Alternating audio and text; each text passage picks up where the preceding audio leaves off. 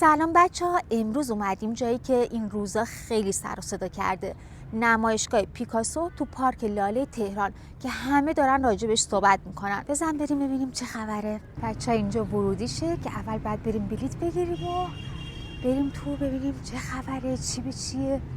ببینم از کجا باید بلیط بگیرم. موزه هنرهای معاصر.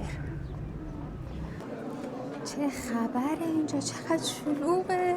چرا من هر جای میرم اینقدر شلوغه؟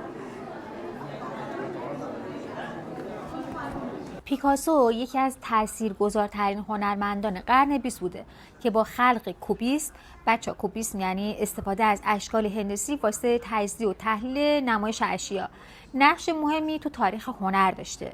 جالبه بدونید که پیکاسو اولین نقاشیشو تو سن 9 سالگی کشیده و بیشتر از 50,000 تا اثر هنری داره.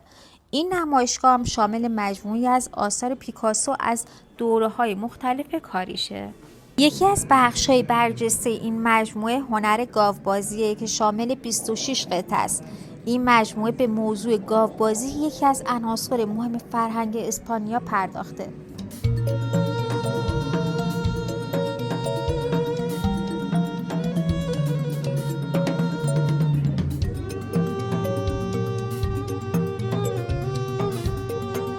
این مجموعه واسه اولین بار توی ایران تو موزه هنرهای معاصر تهران به نمایش در اومده. این نمایشگاه شامل بیش از 60 اثر از پیکاسو که 26 اثر اون از مجموعه هنر گاوبازیه.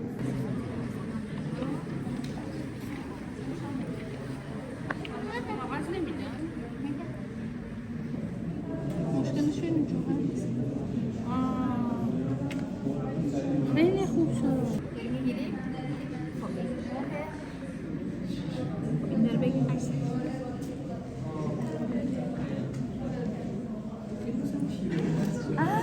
چی نیفتاد که؟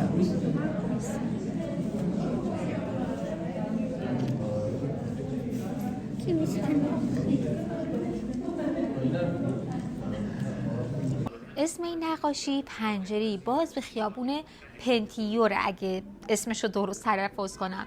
این نقاشی تو سال 1919 میلادی کشیده شده و یکی از معروفترین آثار پیکاسوه.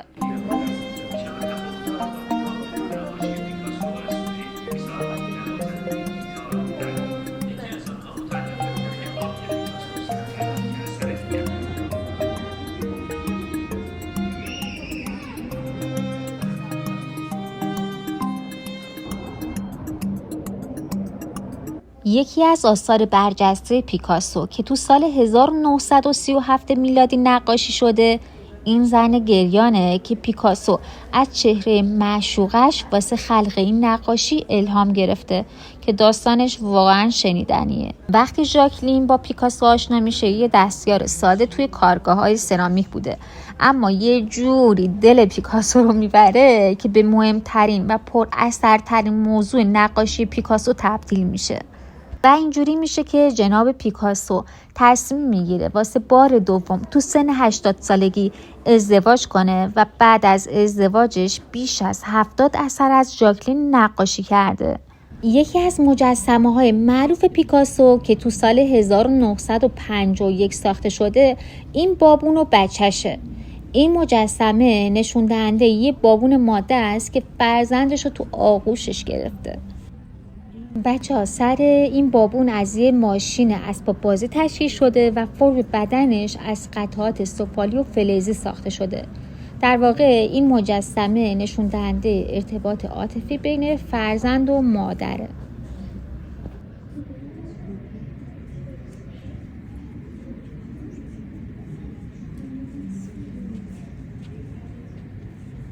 همین بچه هستم. ارزش این نقاشی آخرین بار تو سال 2010 $100 میلیون برآورد شده و جالبه بدونید که تو دهه 1970 میلادی زیر نظر شهبانو فرای پهلوی خریداری شده.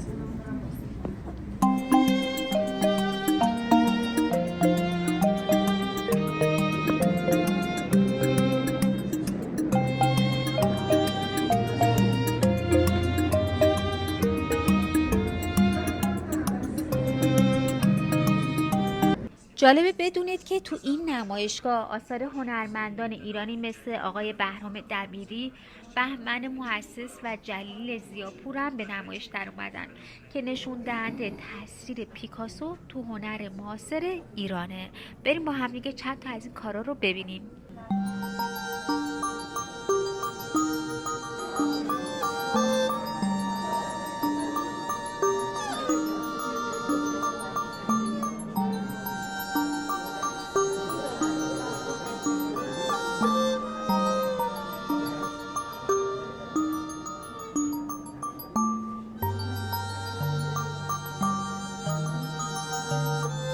خدا رو شکر من زود اومدم. چه صفیه. خدافظ.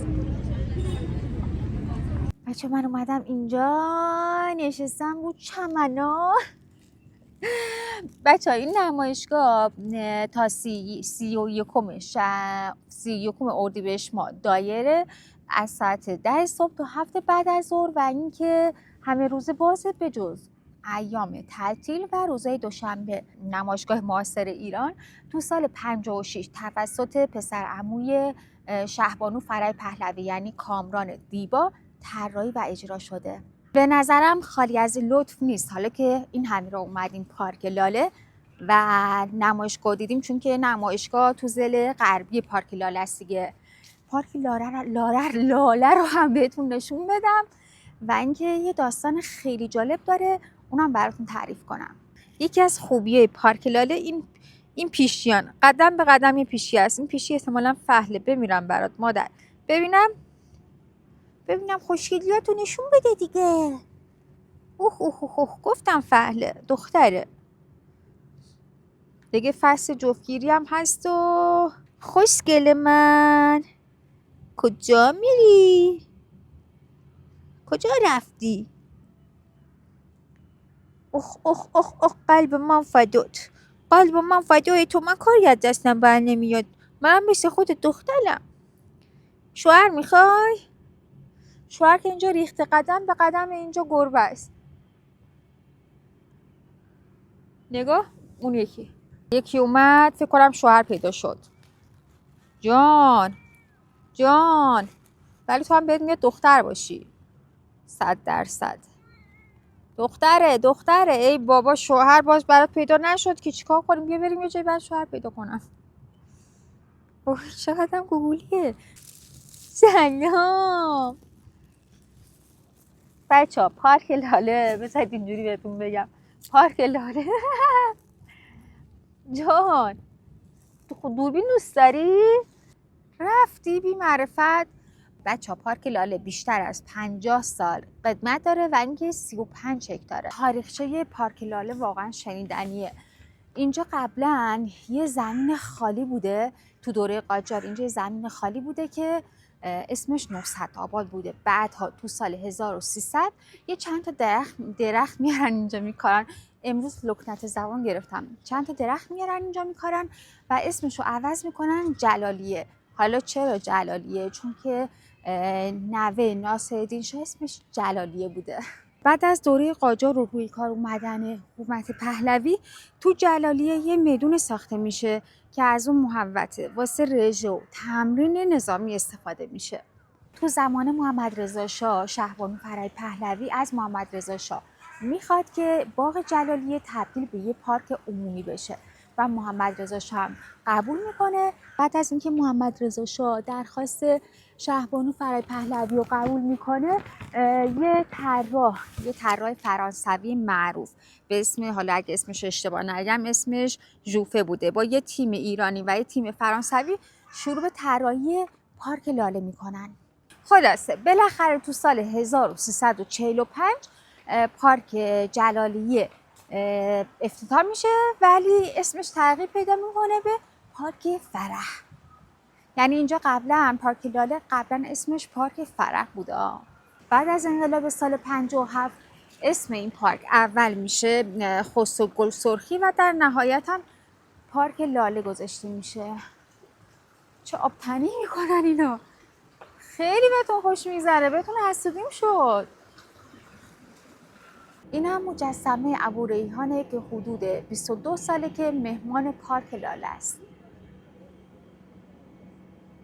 من میگم همه چی تو پارک لاله پیدا میشه ولی دیگه نه ببایی. وای خدای من، اون چیه رو پاش؟ چقدر گوگلیه، چقدر تو جیگری. اینجا چی کار میکنی؟ اوه،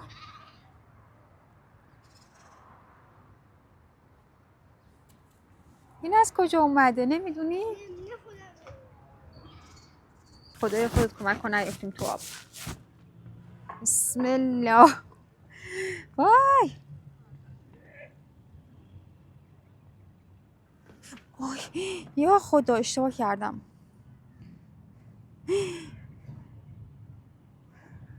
2 تا 3 تا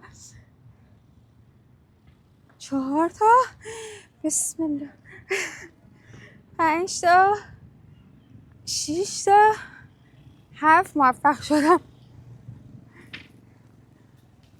اینجوریه دیگه. ببینم مجسمه خیام پیدا میکنم. نگاه پرنده رو داره آبتنی میکنه. خوش به حالت. این هم تندیس خیامه که تو سال 1351 توسط استاد ابوالحسن صدیقی که یکی از شاگردای استاد کمال‌الملک بوده تو ایتالیا ساخته میشه و بعدا هم میارنش توی پارک لاله و نصبش میکنن.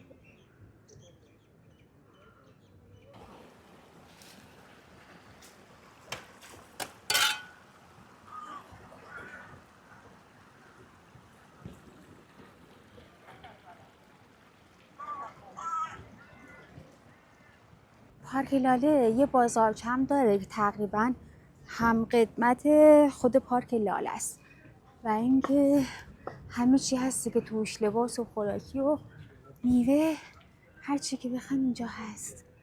نگاه کنیم شاید ما هم چیزی دیدیم گرفتیم.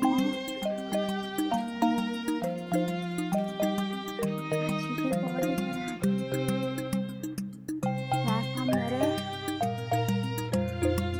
چرخ توش بزنیم.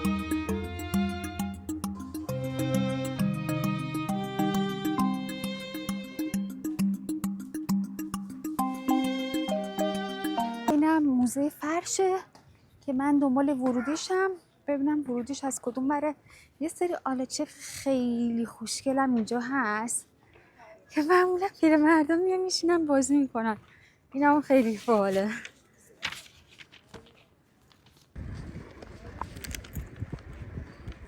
بالاخره رسیدم موزه فرش. اینجا سال 56 تأسیس شده و 135 تا اگه اشتباه نکنم فرش نفیس از قرن نهم تا الان توش هست. بریم با هم دیگه ببینیم.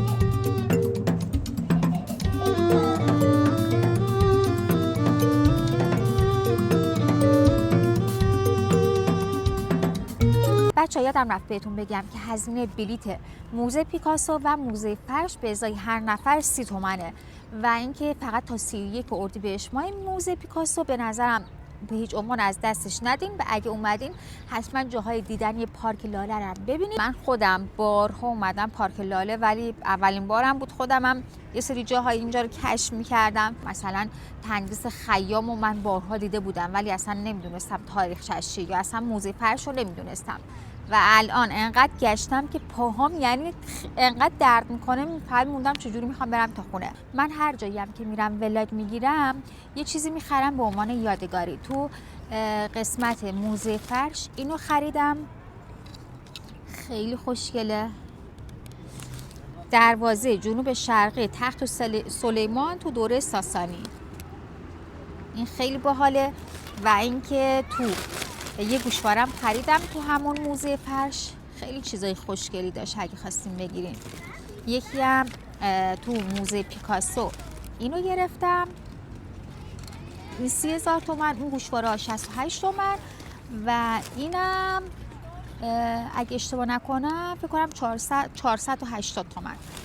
و اینکه مهر کارای جناب پیکاسو رو با دسته خودم زدم اینجا، اینم دوست دارم. اگه این ویدیو رو دوست داشتید یادتون نره که حتما لایک کنید و اینکه خوشحال میشم نظرتون رو برام کامنت کنید و اگه تا حالا اومدین پارک لاله یا اینکه موزه پیکاسو رو قبلا اومدین، خوشحال میشم که از تجربه خودتونم تو کامنت ها برامون بنویسید که ما هم استفاده کنیم.